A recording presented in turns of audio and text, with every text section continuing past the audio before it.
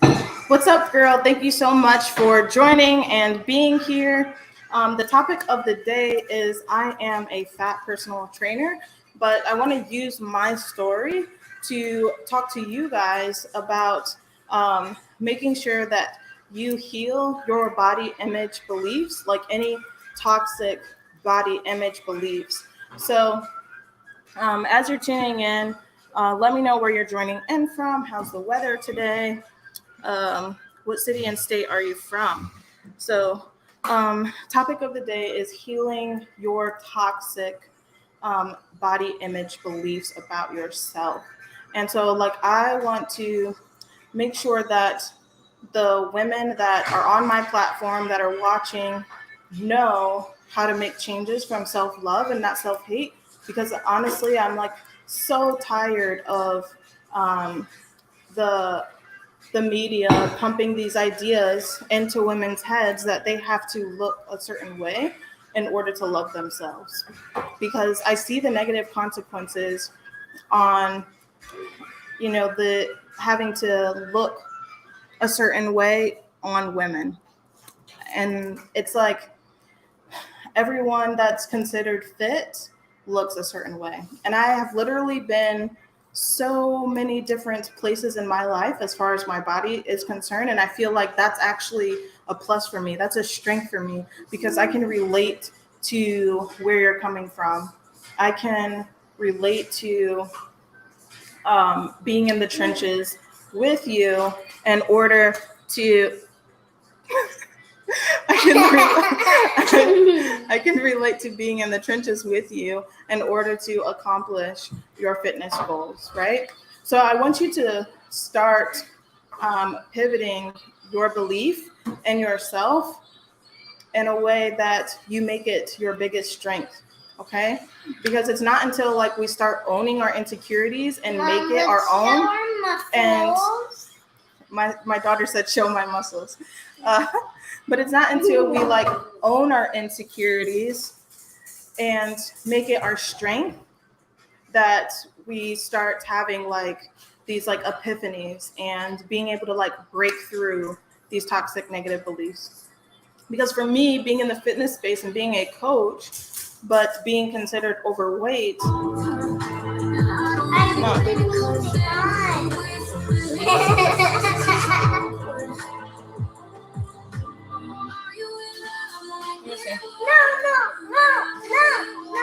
wait, it can't be on there, Bubba.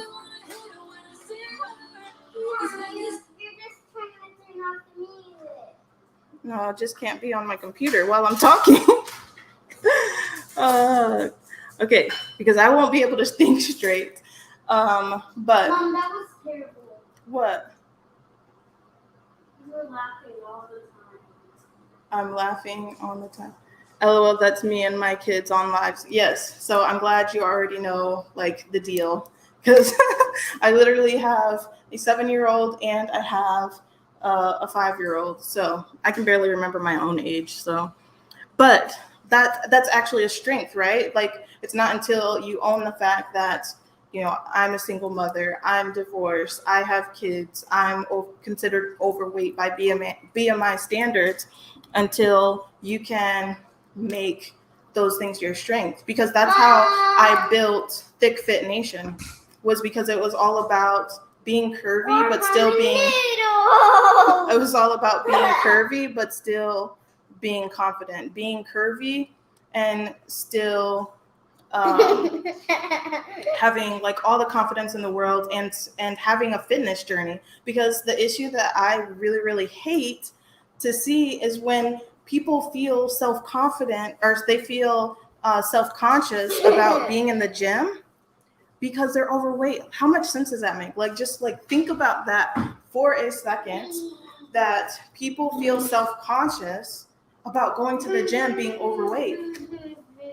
That doesn't make any sense. Like one time I went to a gym. This was actually before I had kids. And I had gained 5 pounds. So I used to wear like Hollister and Abercrombie. And if you know, those clothes only run a certain size. Like the Hollister jeans only run to a size 11. And so I remember having on my Abercrombie shirt in the gym, and my belly was literally coming out, like as I was like jogging on the treadmill, right? Like my belly was starting to come out of my shirt. And I felt so self-conscious. But What's conscious? it means that you're constantly like thinking that everybody's looking at you and you're insecure about something, when really everybody else at the gym is probably just worrying about themselves, right? But you can't focus on just being the hardest worker in the gym if you're thinking about the fact that your belly is flopping out on the treadmill. So if you look on the presentation on the side here, you can see that I've literally been both thick, fit, my term. Some of you guys say slim thick. And then there's also me on the side there where I'm like super shredded. So I've literally been everywhere in between, body image wise. And so a little bit about me is that I had my second daughter at home in the bathtub without assistance. And so a lot of people would say, like, that's crazy. Like, why would you have your daughter at home in a bathtub without a nurse, without a doctor?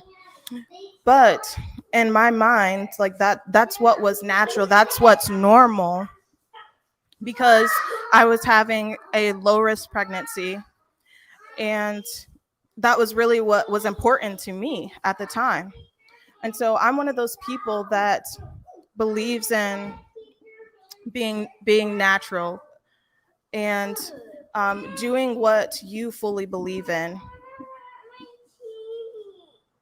Because you guys are fighting when you're not supposed to.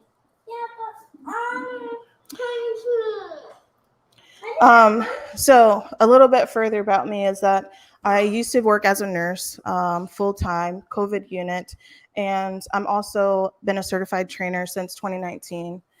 And as you can see here in this next slide, that I was like super slim, super skinny in high school. And I actually thought that I wasn't then. And I know a lot of you guys can relate to feeling like you weren't skinny in high school when you really were, and you thought you were fat at some point in your life, and then you look back at those pictures and you're like, why did I think that I was fat and I wasn't? And then I had my gym rat days when I was 19 years old. And I literally lived in the gym. If I couldn't get into the gym that day, I was extremely upset. My whole day was ruined, because that was where my stress relief came from, having a super stressful job at the time. Then, and then postpartum comes. I had my first daughter, Leviana, and I had gained all this weight. I was 50 pounds overweight, and actually, I was probably more actually, but over 50 pounds overweight, and you can see here. But at the same time, being this size is super important to me, because it's a part of my testimony. It's a part of my story. It's why I can serve women that are 50 to 100 pounds overweight. I can relate to being in their shoes, and I can relate to the fact that they're looking for answers, and I can relate to the fact of maybe being at the gym and being self-conscious, maybe not being able to wear the same shirt that you used to wear before you have kids, or your belly flopping out while you're at the gym working out. And this was after I had my second daughter. So both pictures are after I had my second daughter, Genesis. And then you can see that my arms are super skinny, and I'm small up top, breast tissue wise, but I've still got that mom pooch, that fupa. So then I decided that I was going to be on a health journey, like no matter what it took, even though it was like the hardest time of my life, losing my grandmother. Um, and then I got shredded at 25 years old after having 2 kids. So, COVID comes along, and I know you can relate to gaining the COVID-19 pounds. And so I knew that I was eating in a calorie surplus. I was eating in a calorie surplus because of my anxiety. Um, the world seemed like it was going at a time where there was going to be food shortages. And I personally panicked. I'm not going to even lie to you guys. I personally panicked. I stocked up on foods that I probably shouldn't have stocked up on. And I ate up on foods that I probably shouldn't have ate up on. But um, later on, I just took it for what it was. And I'm like, you know what? This is just going to be my declared bulk journey. And I'm still going to lift weights anyways. I'm still going to show up in my fitness journey. So I ended up going from skinny fit to thick fit, where you could still see like a lot of muscles. So I'm still between 180 to 200 pounds in that picture where I'm a bit bigger. But because I was still lifting, but I was eating a calorie surplus, then it was basically like I was bulking.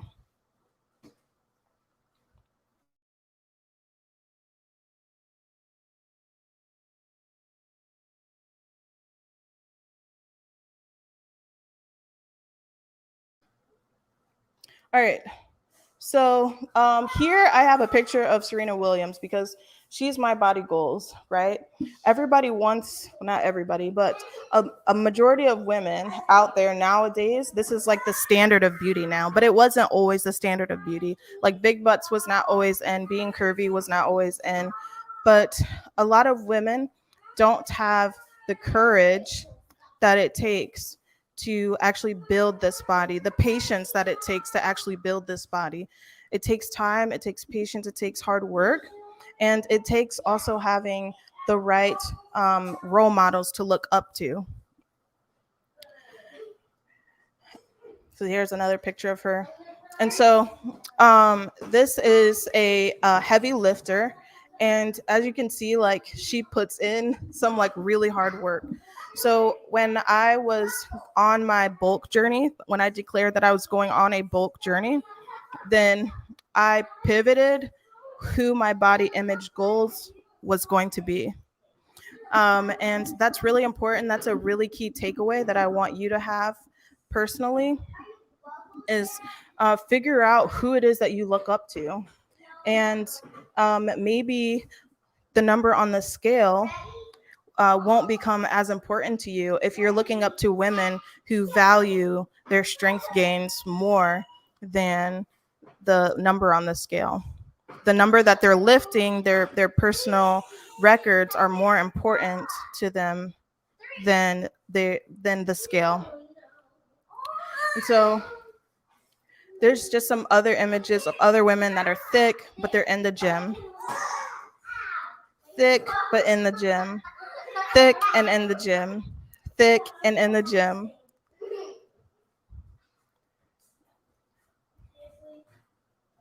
So it takes courage to own who you really are, what you really look like, do your affirmations, do your gratitude, loving yourself, and it takes patience to do this. It takes time, it takes patience, and it takes like knowing that all the hard work that you're putting into the gym is going to pay off.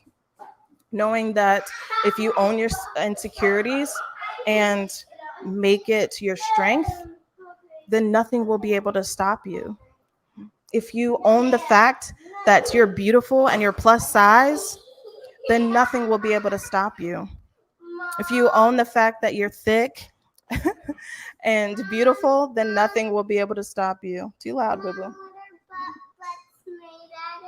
I don't know.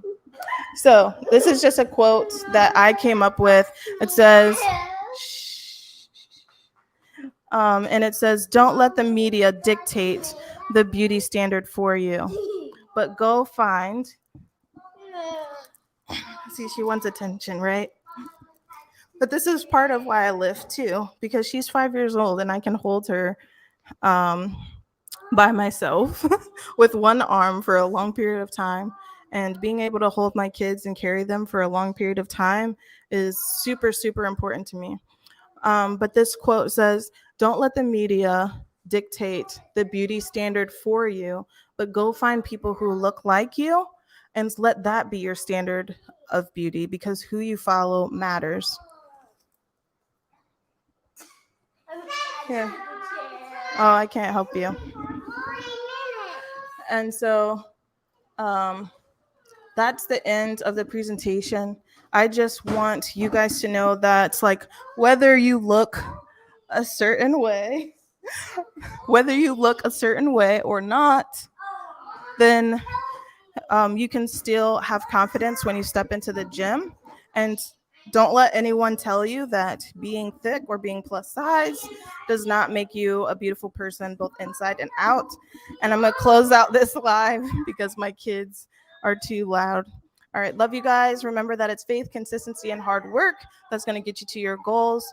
And peace out. I'll see you guys tomorrow at 9 p.m. Eastern Standard Time.